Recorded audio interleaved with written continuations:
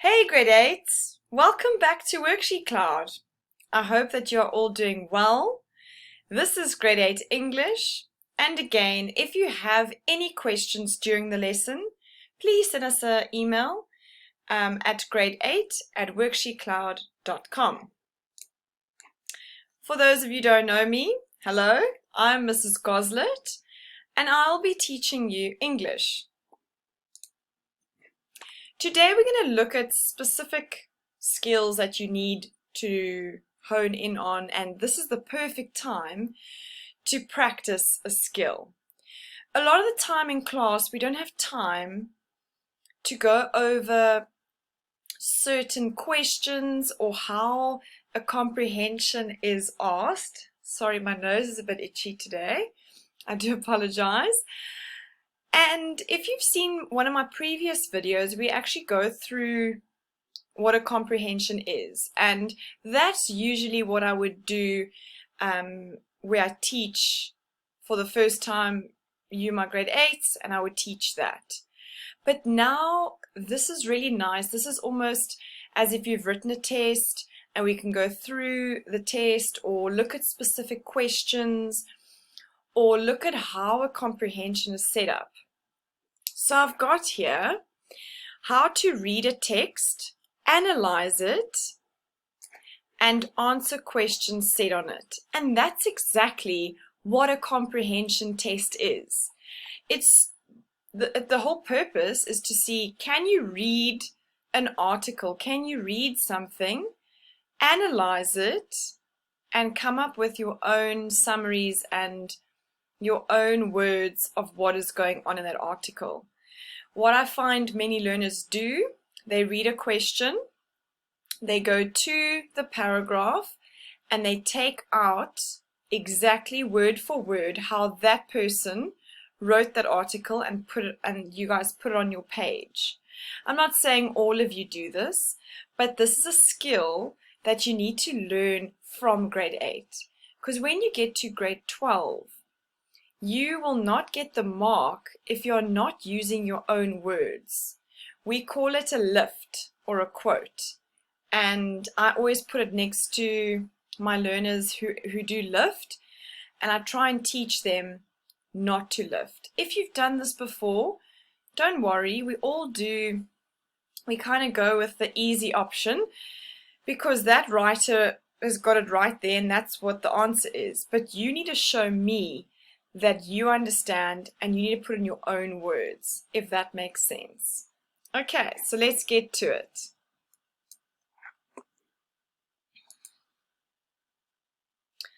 Okay, let's watch a video. This is on critical thinking and reading. I'm just going to move myself.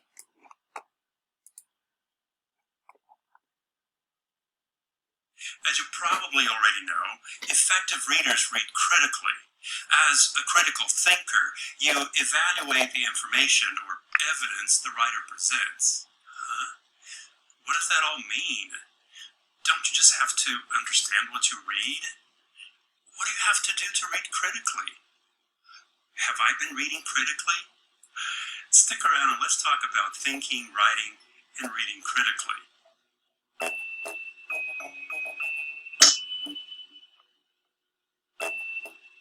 Hi, welcome to Snap Language. I'm Mar Franco.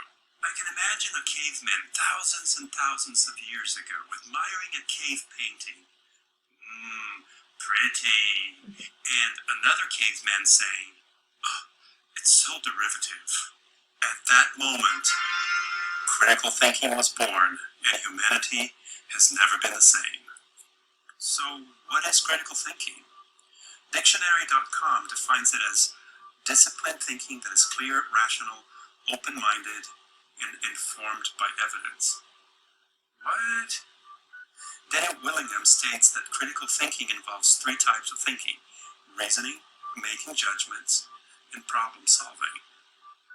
Richard Paul and Linda Elder define critical thinking as the art of analyzing and evaluating thinking with a view of improving it. Critical thinkers raise questions and problems, gather and assess relevant information, come up with well-reasoned conclusions and solutions. keep an open mind and challenge preconceived ideas, and are self-directed, self-disciplined, self-monitored, and self-corrective. Okay, all that sounds good. So critical thinking has to do with rational thinking, evaluating information. For me, critical thinking has to do with not simply accepting someone else's ideas, not even your own. First, you evaluate them. You ask questions. If an idea makes sense, great. Otherwise, you reject it. And you can even explain why you rejected it. Then you replace that idea with even better ideas. When you write, for example, you want to have a good understanding of the topic you're writing about. Depending on the purpose of your writing, you make sure you have accurate, relevant information, and you present it in a way that makes sense to the reader. And how does that apply to reading? Well, when we read, we almost intuitively know when something does or does not hold water. We say, this is a good article, or, I don't buy it. But intuition can only take you so far. We need to follow certain steps to evaluate the information systematically. As you evaluate someone else's thinking, even your own thinking, you want to examine the information carefully and ask questions. What evidence do they use to support their ideas? What information do they perhaps leave out so they wouldn't contradict their own position? Are the conclusions based on facts or opinions? Are the facts relevant and accurate? Are the opinions justifiable? Are there logical flaws or fallacies? That's a lot of complex thinking. You can think of it as critical thinking is hard, or you can think of it as, wow, isn't it amazing how human beings are capable of such complex thoughts? It takes practice, so if it seems daunting, do not freak out. The more you apply these aspects of critical thinking while you think, read, and write, the easier it gets until it becomes second nature to you.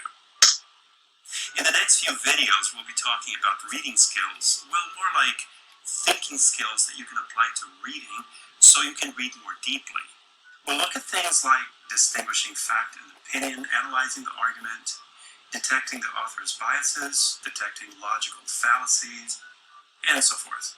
So stay tuned for more and subscribe to Snap Language so Okay, so if you'd like, you could go to YouTube and you can go look at these different supporting details, fact and opinion, the author's purpose, because essentially every article has a message or whatever text the comprehension is about.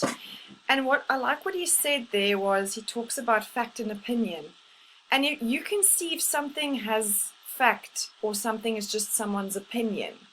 A lot of the time fact is based on evidence or research or studies, and that gives the article more credibility. So it will help you in answering your question, but it's so important that not just with comprehension when you're actually reading something and thinking about it, but this is in class as well. You can't just sit there and accept all this information as, you need to question it. You need to understand why.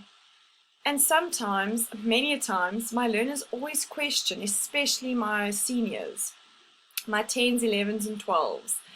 My juniors, they love doing Romeo and Juliet. My grade 9s absolutely loved it. Last year's class. This year we didn't get to it. My grade 8s always love Midsummer Night's Dream. This is all Shakespeare. And then in grade 10, 11, and 12, we do Macbeth in grade 10. Grade 11 is Othello, one of my all-time favorite Shakespeare plays. There's just so much juice and drama and miscommunication. If Othello had just gone to Desdemona and just spoken to her and, you know, found out what happened to that handkerchief. I don't want to ruin it for you, but it's just so brilliant. Grade 12, we do Hamlet. So they always ask me the question. I've gone totally off track now, but they always say to me, "Ma'am, why do we do Shakespeare? He's dead. It's not relevant." So it's good to question, but it's also good to accept an answer. But as he says, you can buy it or you don't buy it. And most of the time when I give my learners a reason, most of them don't buy it. They're like, why can't we just watch movies? That's just, why must we read? Yeah, so that's always entertaining. But I also want to make a note before we watch this video how important reading is. I know I've emphasized it before, and I've tried to get you guys to maybe read, you know, a teen novel like The Hunger Games or something that would interest you, because, and I'm sure I've said this before, but reading really helps with all subjects, because if you think about it, biology or life sciences or life orientation or anything, you have to read the question, you have to interpret the question, you have to understand it. And if you don't understand certain words, how are you going to be able to answer that question? Okay, I'm getting way too passionate now about reading. So let's look at rethinking thinking. I'll just move myself here.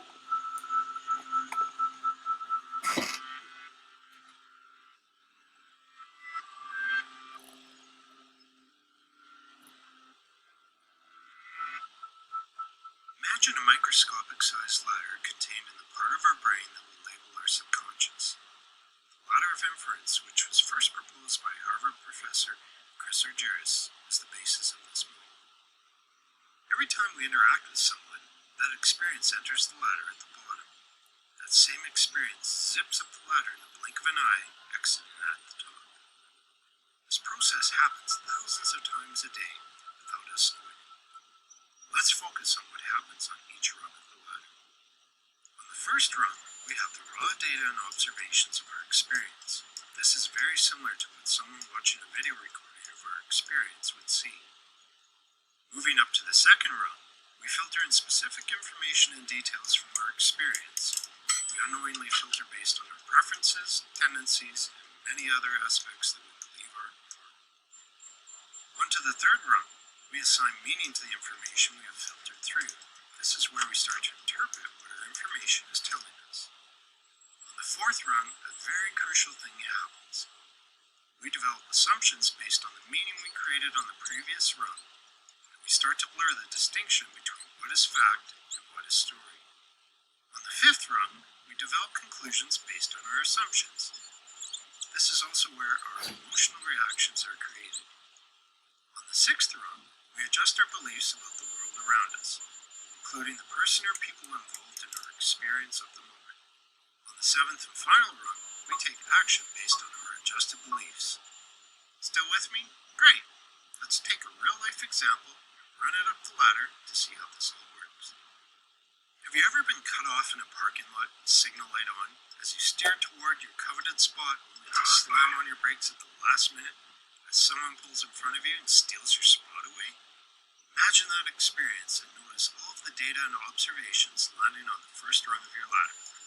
Now let's watch what we pay attention to on the second rung. Who cares that it's sunny out and the birds are chirping? The 50% off sign outside of your favorite store is meaningless. You filter in the sensation of your grip tightening on the wheel, you feel your blood pressure rise, you hear the squeal of your brakes, and you notice the expression on the face of the other driver as he pulls in front of you and quickly looks away. Time for our third rung. Ever since you were young, your parents taught you the importance of waiting in line and taking your turn.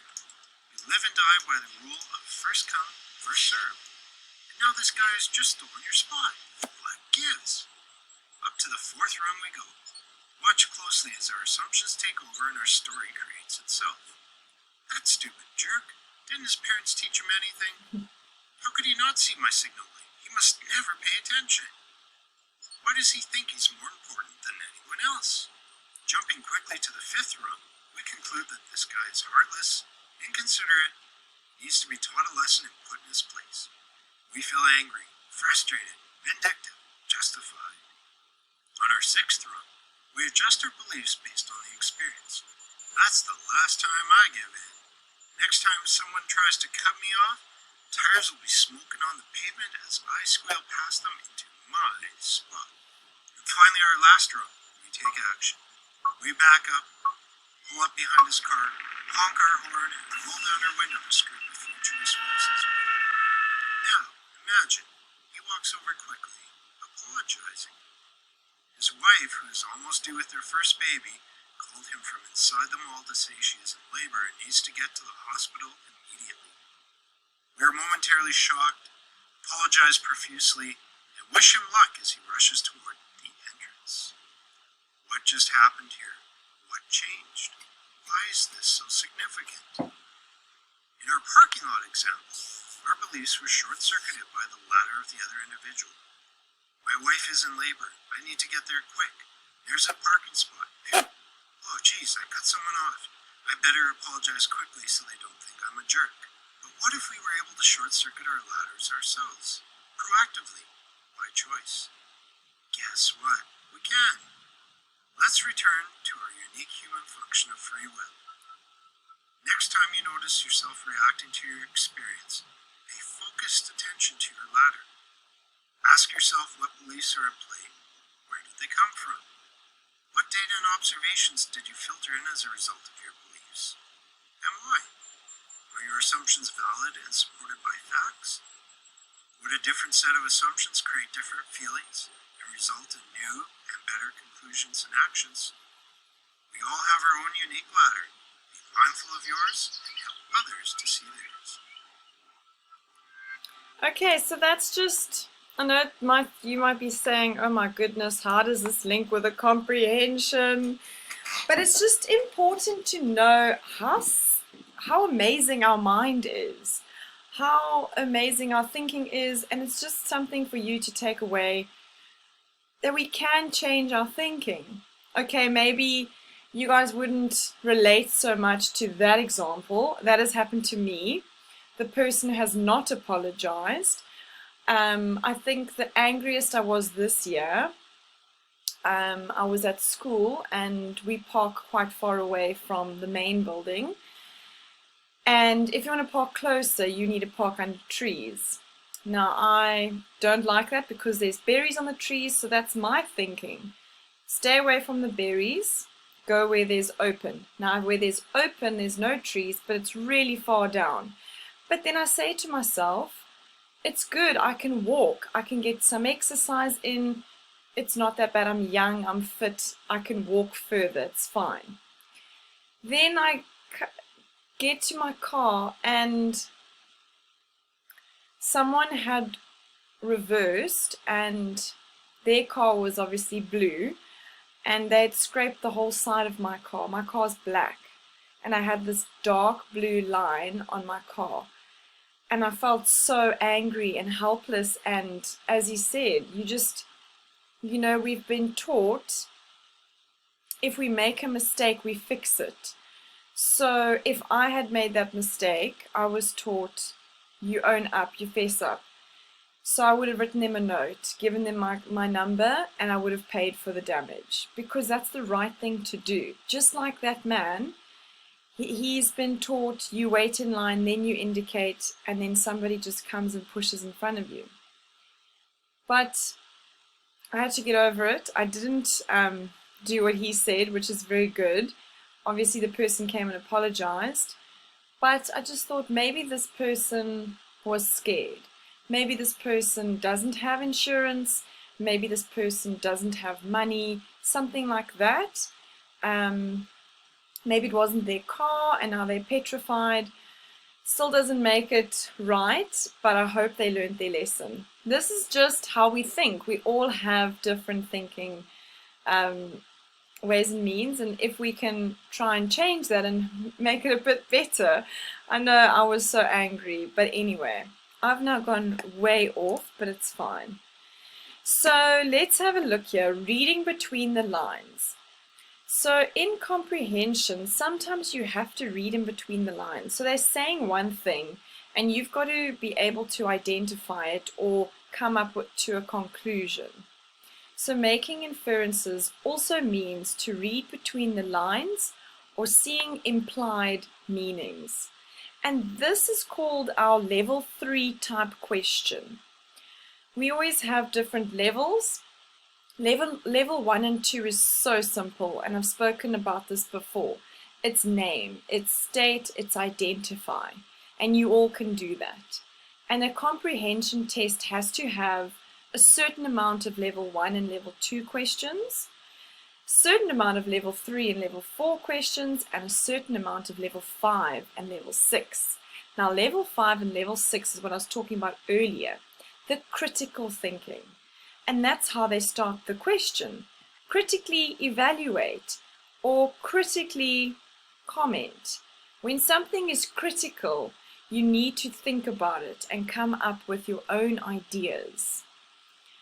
It says here, implied means that it is not directly, that was a typo, sorry. So implied, it's meant. It's not said, but it's meant. It's almost like, yeah. So that's an inference question, level 3.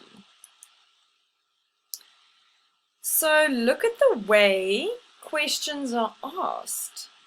So if you look here, we've got description. So what, where, who, when. So what is this about? What is the background? What is the problem? Where does it take place? These are easy to identify because it will be in the text. It will be in the comprehension. Then the analysis of this. So if they are at the mall, how did this happen? Why are they there? What if this happened? So you've got to think, you've got to analyze. Then the evaluation. This is the critical thinking part of your brain, or even the question. So what? What's next? So what does this mean? Why is it significant? And that's something you need to identify. Was this successful? Those types of things.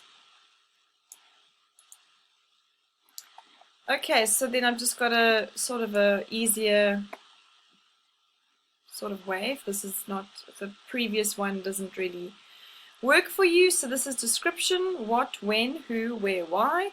This is analysis, how, what if, and then our evaluation questions. That's where you are being critical. So what, what's next? Then again, I'm speaking about I'm losing my words today. Oh dear, that was not meant to be there. So Barrett's taxonomy. This is what we use when we set up, This is what we use when we set up a comprehension test. There's our inferential. Okay, that's the predict, infer, guess. You're more than welcome to pause the screen and to go through it. A lot of the time, they actually start with a question. For example, state whatever the question is. Name. So then you'll know that's level 1. Sometimes they'll say, here with appreciation, the top one, critically comment. Then you know that is a level 6 question. It's a difficult one, so I really got to think hard about this one. Okay, so this is a question that they will always ask at the end. It's 1.11 or 1.12. Depending on how many questions there are, and your comprehension is out of 30. So here it will say, do you feel that text B adequately conveys the message that is intended by the writer in text A? So text A is our article. It's probably opinionated, or it could be factual, something like that. And then text B is a cartoon with some writing as well that will either link to the article or it won't link. And 9 times out of 10, I like to find something that links. So let's say my topic is dancing, and it's all about, my whole article is about how dancing is good for your mind, your body, your soul. Then I'll get a picture of a girl dancing, and she's happy, and maybe she says something like, even though I'm not a professional dancer, it makes me happy. So then you have to explain, in text A, the article is about people who dance, who are not professional, but it makes them happy. It's good for their physical, mental, and well-being. Then you got to say, in text B, it is a cartoon about a girl in a room in ballet shoes, stating that she is not a professional dancer. She doesn't aspire to be one, but she is so happy, or dancing makes her happy. Then the third mark comes in, because now you've just stated what's going on with text A and text B. Then you say, therefore, both texts are about how dancing makes you happy, and you do not need to be a professional to dance. Okay, so you can pause this and read all of, it's just looking at different types of questions. But we've mostly gone through the evaluate and the critically comment, and so this is just different ones. Discuss critically, evaluate or make an assessment. So here I've got at the bottom, this is important to remember. They fail to refer to both texts as the question asks. So what I'm saying here, by the way, this question where many learners lose their marks. So what I'm saying is, this question, 1.11 or 1.12, I'm not sure what it is about learners, but they take the easy way out. Maybe you do it, maybe you don't, but please don't do it, because this question is 3 marks. So you need to lay it out how I explained it. You don't have to say in text A, you can just say the article is about. But just for your grouping, or if you want to know you're going to get that mark, then just lay it out. Text A is about this. Text B is about this. Therefore, they link, they convey the message adequately, because this. So this is what I'm referring to here, both texts. So what learners do is they say, do you feel it conveys the message? Yes, both texts are about dancing.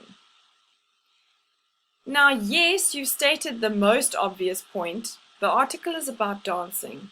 The cartoon is about dancing. But what's the bigger message? That you don't have to be professional and you're going to be happy. So you haven't told me what's in text A. And sometimes text B is just about dancing, and she is a professional. So then are they conveying? Yeah. So please, please, please, grade 8s, do me a favor. For those 3 marks, do not start with both texts are about dancing. I'd appreciate that, because I want you to do really well with your language test. Okay, so I'm going to stop talking now. Laughter is the best medicine. I hope you laughed today. Laugh at yourself. Laugh with somebody. Never laugh at somebody else. I hope you had a great day, and I hope you enjoyed this lesson. Thanks for watching. This lesson was brought to you by WorksheetCloud and from Mrs. Goslet. I'll see you around. Bye-bye.